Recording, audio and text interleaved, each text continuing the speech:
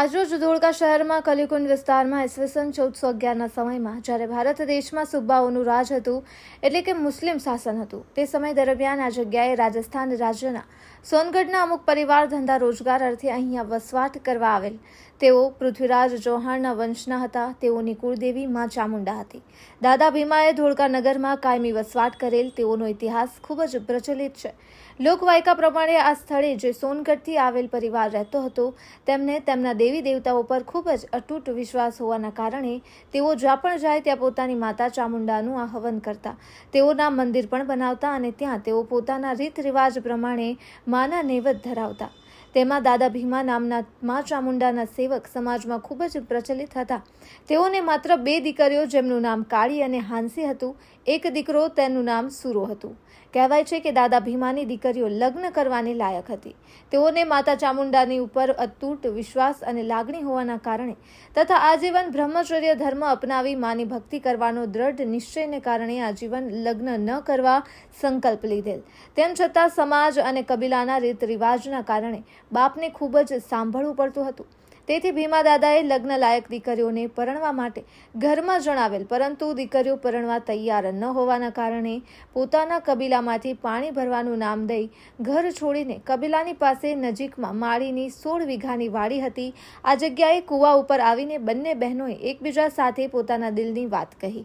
તેઓ માતાજીની આરાધ્ય હોવાના કારણે આજીવન લગ્ન ન કરવાના દ્રઢ સંકલ્પના કારણે ઘરેથી પાણી ભરવાનું બહાનું કાઢીને બેડા લઈને આ વાડીમાં આવેલ અને તેઓએ કૂવાની કિનારે પોતાના બેડા મૂકી કૂવામાં ઝંપલાવ્યું. અમુક સમય વીતતા દીકરીઓ ઘેર પરત ન આવતા પરિવાર શોધખોળ કરવા લાગેલ, જેથી માળીએ કબીલામાં જાણ કરી કે વાવના કાંઠે 2 બેડા પડ્યા છે. જેથી પરિવાર સાથે ભીમા દાદા દોડી આવ્યા અને તે સમયે કૂવામાં તપાસ કરતા બંને દીકરીઓ ન મળી, પરંતુ તે વાવમાંથી એક ફૂલનો દડો અને બીજું કંકુનો ઢગલો જોવા મળેલ. ત્યારથી આ માળીની વાડીમાં કાળી હાંસીની વાવ તરીકે દીકરીઓના નામથી પ્રચલિત થઈ અને ત્યાં વાડીમાં એક રાયણના ઘટાદાર વૃક્ષ નીચે બંનેને દીકરીઓના નામથી નાનું મંદિર બનાવી પ્રાણ પ્રતિષ્ઠા કરી તેમને પરિવાર તરફથી નરબલીનું નૈવેદ્ય ધરવામાં આવતા. તે સમયે અહીંયા સુબાઓનું રાજ હતું. આ સમયે ભીમા દાદાના પરિવાર તરફથી માતાજીને નરબલીનો પ્રસાદ ચડતો હતો. તેવા સમયે સુબાના સુબેદારોનો દીકરો ઘર છોડીને ચાલ્યો ગયો હતો. તેને શોધવા માટે તેમના લશ્કરો નગરની ચારે તરફ શોધ કરી રહ્યા હતા. તેઓને કોઈએ એવો મેસેજ આપ્યો કે નગરમાં ઘણા વર્ષોથી પેટીઓ રડવા માટે રાજસ્થાનનો પરિવાર રહે છે. આ કબીલામાં કાળી હાંસીના મંદિરે કોઈ બાળકની નર બલી ચડાવવામાં આવેલ છે. આ સાંભળી લશ્કર તાત્કાલિક ત્યાં પહોંચ્યું. તે સમયે આવેલ લશ્કર જોઈ દાદા ભીમાના ભાઈઓએ જે બાળકનું નર બલી ચડાવેલ તે બાળક પર બીકના કારણે મોટો ટોપલો ઢાંકી દીધો અને કબીલાના લોકોમાં દોડધામ મચી ગઈ. અમુક લોકો દાદા ભીમાનો સાથ છોડી પોતાનો જીવ બચાવવા માટે કબીલો છોડી ભાગી ગયા. આવા સમયે દાદા ભીમાને માતાનો જ આશરો હતો. માં કાળી હાંસીના પ્રતાપે અને શ્રદ્ધાના કારણે લશ્કરે જ્યારે ટોપલાને લાત મારી ત્યારે તેમાંથી જીવતો બકરો ઊભો થઈને ભાગ્યો. દાદા ભીમાને સાક્ષાત માં કાળી હાંસીના પરચા મળ્યા. લશ્કર દાદા ભીમાના પગે પડ્યું. એવામાં સુબેદારનો કુંવર ઘરે પાછો આવ્યો. ત્યારથી આ માળીનો કૂવો માં કાળી હાંસીની વાવ તરીકે પ્રચલિત થયો. અત્યારે આ જગ્યા પર સાક્ષાત ઈસવીસન 1411ની વાવ પણ છે. અહીંયા જે દાદા ભીમાને મૂકીને ભાગી ગયા તેવા તેમના જ પરિવારના દૂર દૂરના હાલ બીજા જિલ્લામાં રહેતા લોકો પાછા ભેગા થઈ રહ્યા છે. અત્યારે હાલ તેઓની અટક સોનારા ચાલી રહી છે. તેઓ અલગ અલગ ગામમાં વસવાટ કરે છે. આ માતાના પ્રતાપે 1411માં જે લોકો ભાગી ગયેલ તે લોકોના વંશજો હાલ આ મંદિરે દર્શનાર્થે આવે છે. અહીંયા દર વર્ષે ચૈત્રી પૂનમના દિવસે સોનારા પરિવાર તરફથી પાટોત્સવ ઉજવવામાં આવે. તેમાં 7 થી 8 હજાર માણસોનું રસોડું, દાળ ભાત, પૂરી, શાક, લાડુનો પ્રસાદ પીરસવામાં આવે છે અને વર્ષ દરમિયાન પણ પ્રસાદ પીરસવામાં આવે છે. અહીંયા માં કાળી હાંસીનો ઇતિહાસ ઉજાગર છે. અહીંયા ભક્તો માના દર્શનનો લાભ લઈ પોતાની મનોકામના પૂર્ણ કરે છે. હાલ આ નગર ધોળકા શહેર તરીકે ગુજરાત અને ભારત દેશમાં ખૂબ જ જાણીતું થયેલ છે. અહીં હજુ પણ આ જ પરિવારના અજાણ સભ્યો વંશજો જેઓને હજી પોતાના ઇતિહાસની માહિતી નથી તેવા લોકોને અહીં એક જૂથ કરવા માટે માં કાળી હાંસી પરિવાર ટ્રસ્ટ તરફથી પ્રયાસો ચાલી રહ્યા છે. અહીં લોકોનો વિશ્વાસ છે કે અમારા 27 નહીં પરંતુ જેટલા ગામો છે તે બધા ટૂંક જ સમયમાં અહીં માતાજીના દર્શનાર્થે આવશે અને માતાજી જે વર્ષો પહેલાં પૂર્વજો છૂટા પડી ગયેલ તેમના અંશને જોડશે. અમારી ન્યૂઝ ચેનલના મેનેજિંગ તંત્રી મહેશ સોનારા દ્વારા મંદિરના પૂજારી તેમજ કાર્યકર્તા એવા વકીલ ગણપતભાઈ જે સોનારા સાહેબ દ્વારા મંદિર તેમજ વાવ વિશે પૂછતા ખૂબ સુંદર માહિતી પ્રદાન કરવામાં આવેલ છે. DT ન્યૂઝ 24 લાઈવ મેનેજિંગ તંત્રી મહેશ સોનારા, ધોળકા. આજરોજ ધોળકા શહેરમાં માં કાળિયાસી માતાના મંદિરના દર્શનાર્થે આવેલ ભાવિ ભક્તો તેમજ અહીંયા માં કાળિયાસીનો જે ઇતિહાસ છે તેના વિશે ટૂંકમાં પરિચય આપશે. આપનું નામ? મારું નામ ગણપતભાઈ મંગળભાઈ સોનારા. હું ચંડીસરનો વતની છું. માતાજીનું પ્રાગટ્ય જે સ્થળ ખરું ધોળકા એ વાવ છે અહીંયા, અને 1411 ની અંદર માતાજી પ્રગટ થયેલા છે. મૂળ અમે જે અત્યારે હાલની અંદર અમારી અટક જે ગણાઈ રહી છે એ સોનારા ગણાઈ રહી છે, અને અમારું જે સ્થાન પહેલા જે અમે આવેલા અમારા 1411 ની સાલ પહેલા કે જે અમે ચૌહાણ કહેવાતા હતા, ચૌહાણમાં સોનગઢથી, રાજસ્થાનના સોનગઢથી આવેલા, અને ત્યાંથી આવીને અહીંયા ધોળકામાં વસવાટ થયેલો. ત્યાં સુબાઓનું રાજ ચાલતું, મુસ્લિમ શાસન ચાલતું હતું. અને ત્યારે અમારા દાદા ધીમા હતા, એમના ઘેર 2 દીકરીઓ તરીકે કાળી અને હાસી જન્મેલા. અને એમના મેરેજ કરવાનો ટાઈમ જેવો થયો ત્યારે એ બેન બે શક્તિ એકરૂપી હતા. તો એ બેનો મેરેજ કરવાની ના પાડી, અને જે આ પ્રાગટ્ય સ્થાન જે વાવ ખરી કાળી હાસીની ત્યાં આગળ આવીને બંને પડી ગયા, અને એક ફૂલનો દડો અને એક કંકુનો દડો થયા. અને એ પછી એમના ભાઈના ત્યાં કોઠે ધૂણી અને કીધું, અને માતાજીએ ઘણા બધા પરચા આપ્યા. ત્યારે એ ટાઈમે માતાજી નરબલી ખાતા હતા. નરબલી ખાતા હતા ત્યારે માતાજીના નિવેશ તરીકે આપતા હતા. ત્યારે સુબાઓ જાણ થઈ કે આ લોકો નરબલી ખાય. તો અહીંયા દરેક અમારા સમાજના બધા બેસેલા, અને સુબાના રાજા આવ્યા અને કીધું કે ભાઈ ક્યાં આગળ તમે માણસને સંતાડ્યો? તો પેલો ટોપલાની નીચે સંતાડેલો હતો. તો ટોપલાને લાત મારી તો ત્યાંથી એ નર માણસ વ્યક્તિ હતો, એના બદલો બોકડાનું પ્રગટ થયેલું. એ અમારો ઇતિહાસ કહે છે. અમારા વડવાના ટાઈમથી જે બારોટના ચોપડા પર પણ હાલની અંદર લખેલું એ કહે છે, અને ત્યારથી અમે કુળદેવી તરીકે કાળી હાસીને માનીએ છીએ. આ કેટલા વર્ષ જૂનું મંદિર છે? આ મંદિરની વાવ છે 1411 ની અંદર પ્રાગટ્ય સ્થાન થયું. એ પછી આ વાવની અમે પૂજા કરતા આવ્યા ત્યાંથી, અને પછી અહીંયા નાનું મંદિર બનાવ્યું. અને હમણાં અમારા સોનારા ગામના 27 ગામ જેવા ઘણા બધા બીજા ગામો છે, અને એ ગામો એક થઈ અને 2014 ની અંદર નવું મોટું મંદિર બનાવ્યું.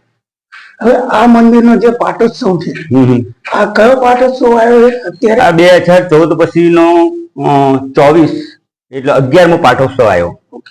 અહીંયા કેટલા ગામના પબ્લિક આવે?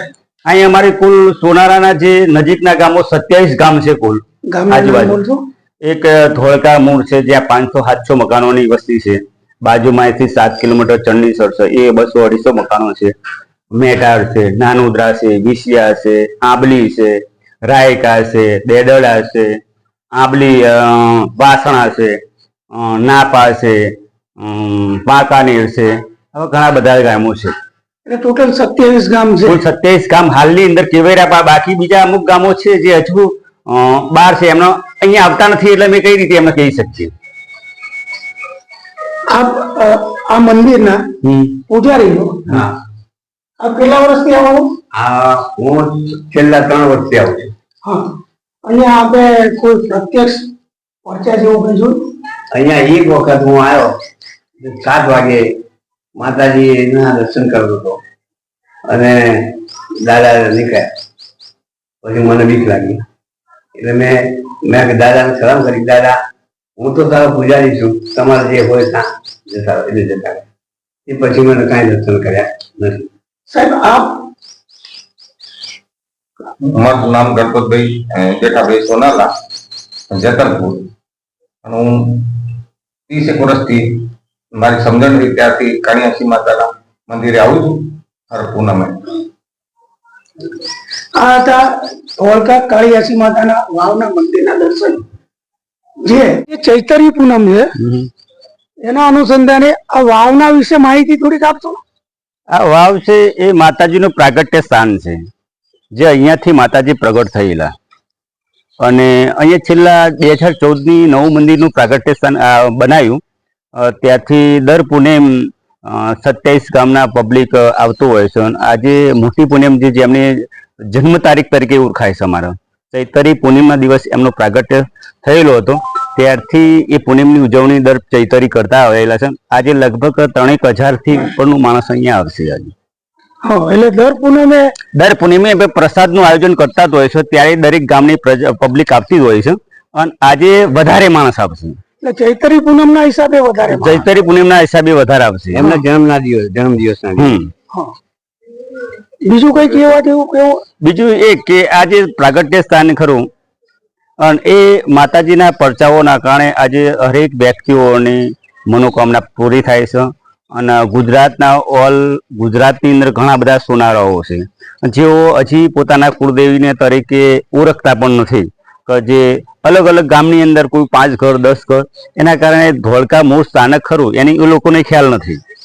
અને આજે માતાજીની જે કંઈ બાધાઓ રાખે છે મનોકામનાઓ એ પરિપૂર્ણ થાય. અને એમાં ખાસ કરીને તે જે નિસંતાન જે લોકો છે કે જેને 15 20 વર્ષ સુધી સંતાન નથી પ્રાપ્તિ થતી, તો એ લોકોની ખાસ મનોકામના પૂરી થાય. એમાં પ્રથમ વખતે જ્યારે એને જે બાળક જન્મે છે એમાં દીકરી તરીકેનો જન્મ આપતા હોય છે. એ ખાસ લગભગ 20 થી 25 દાખલાઓ અમે એવા જોયેલા છે. બીજું એવું કેવું છે કે આ જે માતાજીની વાવ છે એ સુબાવ વખતની છે. જી હા. હવે એમાં જે માતાજી આજ વાવમાં તમારા કેવા પ્રમાણે જે અહીંના ભીમા દાદા જે તમારા વંશજના દાદા હતા, એમની 2 દીકરીઓ હતી, એમના જે મેરેજ નો સમય પાકી ગયો હતો અને મેરેજ કરવાની ઈચ્છા ન હતી, એમને દેવી શક્તિ ઉપર ભરોસો હતો, શ્રદ્ધા હતો, તો જે 2 દીકરીઓએ અહીંયા જે આ વાવ છે એમાં જે પડતું મૂક્યું અને એમાંથી છે એક કહેવાય છે કે ફૂલનો દડો થયો અને બીજું કંકુનો દડો થયો. તો એના વિશે આજના આપના જે ગુજરાતના આપના સોનારા પરિવાર છે તેઓને થોડી કોઈ માહિતી ખરી? એમાં ઘણા બધા જે 27 ગામના મોસ્ટ ઓફ જે આવે છે એમાં અમુક લોકોને માહિતી છે અને અમુક લોકોને માહિતી નથી આ બાબતે. તો અમારો ઇતિહાસ જે એવું કે બારૂદના ચોપડે પણ આ લખાયેલું છે હાલ.